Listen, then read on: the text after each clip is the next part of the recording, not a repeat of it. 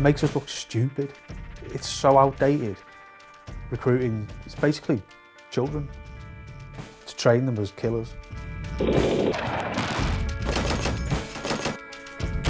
For the travel, for the action, for adventure. I'm really uncomfortable with the way that I think about how we sold the army to younger people. I feel like I was party to some fairly questionable stuff. For the places, for the people, for the laughs.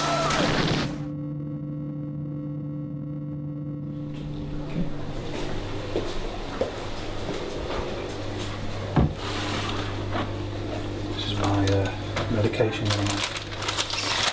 These are antidepressants and anti-anxiety pills for panic attacks, you know, brought on by PTSD. How long will you go on taking this medication? For the rest of my life.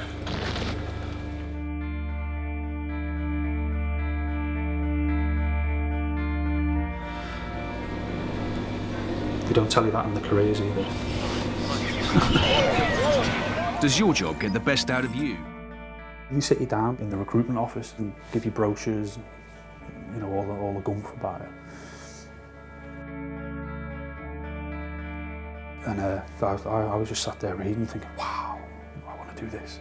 You know, the sort of propaganda was really effective, you know, to a kid.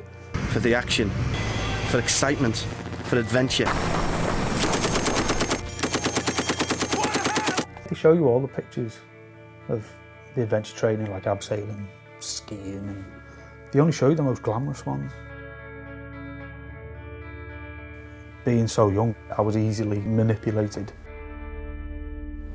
And what did your parents say when you said, I want to join? My mum was devastated. My mum was gutted. She was in tears. The army were aware that parents and guardians may be stopping people from joining the army by throwing up concerns about their welfare. Post-traumatic stress was definitely one of those conditions. So the army drafted us in to work on that particular communications problem.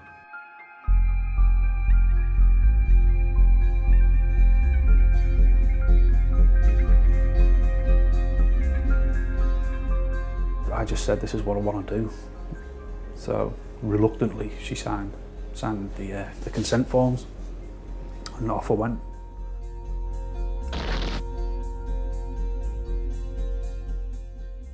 May '99, we got deployed to Kosovo. I was 19 then, so that was quite an eye-opener. The Serbian army has left horror in its wake. You could smell bodies, you know, burning bodies. When you smell that smell, it never leaves you. You're never using words like kill or maim. They would put people off.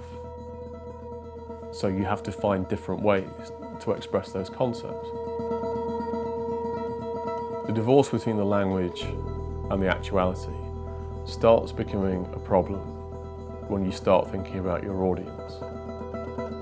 I then went to Iraq in 2005. When you're so young, you just can't comprehend what's going on. And my mum said when I come back I wasn't the same after that.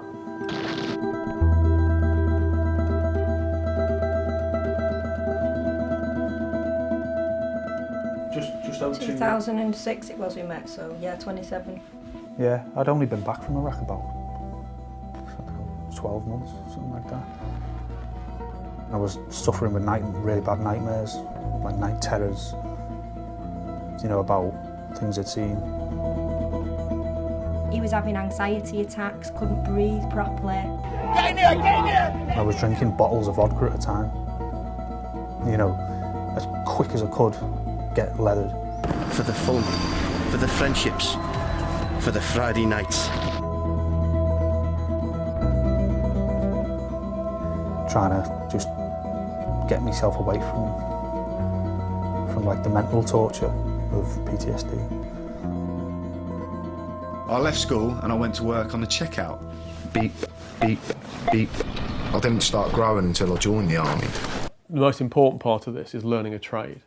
So if you're a parent or a guardian, your kid's going to go into the army, but they aren't just going to learn soldiering, they're going to learn a trade that they can use in civilian life. I got an MVQ in armed services, and I thought, where's that going to benefit me? Get paid, get qualified, army learning, different class. You've got to really start from the bottom again. And when you've got no money or anything, you've got no money or pride, so it just spirals into depression.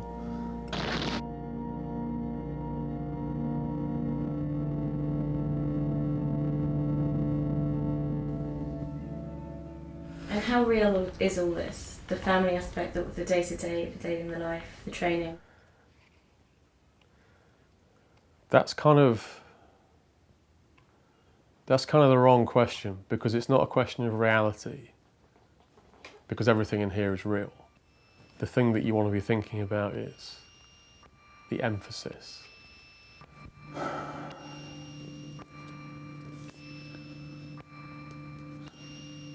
Doesn't show someone with the head blown off, does it? Or, you know, whose child has just been killed. Doesn't show that.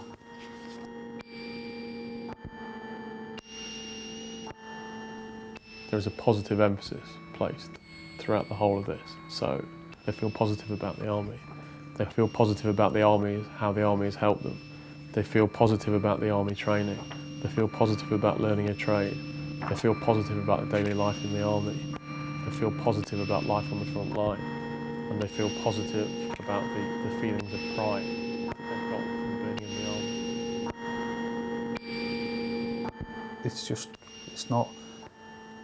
It's this deception.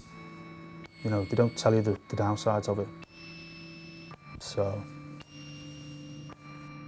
when you're so young, you know, so being so young, you don't know what you're doing. Initially, that didn't worry me, because we were answering a communications problem, and that was the appropriate way to speak to people of that age group.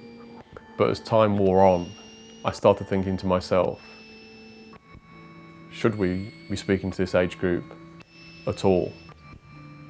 I fell for it, you know, head first, you know.